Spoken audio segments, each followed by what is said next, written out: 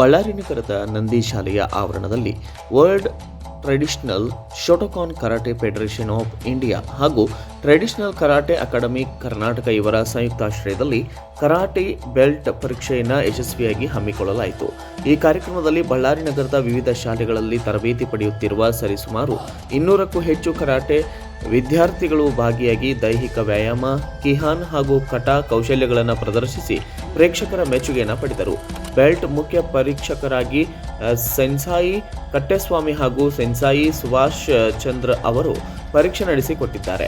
ಈ ಸಂದರ್ಭದಲ್ಲಿ ಹಿರಿಯ ತರಬೇತುದಾರ ಕಟ್ಟೆಸ್ವಾಮಿ ಅವರು ಮಾತನಾಡಿದ್ದು, ಕರಾಟೆ ತರಬೇತಿ ಹೆಣ್ಣು ಮಕ್ಕಳ ಆತ್ಮರಕ್ಷಣೆ, ದೈಹಿಕ ಹಾಗೂ ಮಾನಸಿಕ ಸದೃಢತೆಗಾಗಿ ಅತ್ಯಂತ ಉಪಯುಕ್ತ ಎಂದು ತಿಳಿಸಿದರು. ಈ ಕಾರ್ಯಕ್ರಮದಲ್ಲಿ ಹಲವು ಹಿರಿಯ ಕರಾಟೆ ತರಬೇತುದಾರರು, ಕಿರಿಯ ಬ್ಲ್ಯಾಕ್ ಬೆಲ್ಟ್ ಪದವೀಧರರು ಹಾಗೂ ವಿದ್ಯಾರ್ಥಿಗಳ ಪಾಲಕರು ಉಪಸ್ಥಿತರಿದ್ದರು.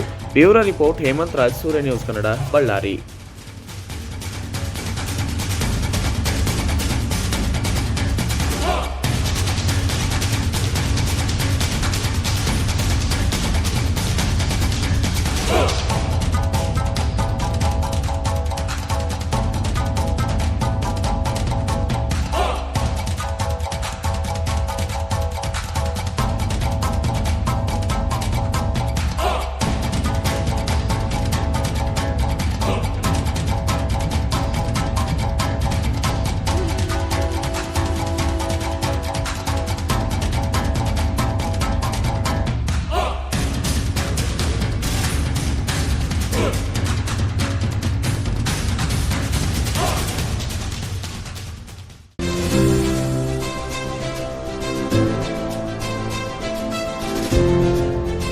ಇದು ಸೂರ್ಯ ನ್ಯೂಸ್ ಕನ್ನಡ.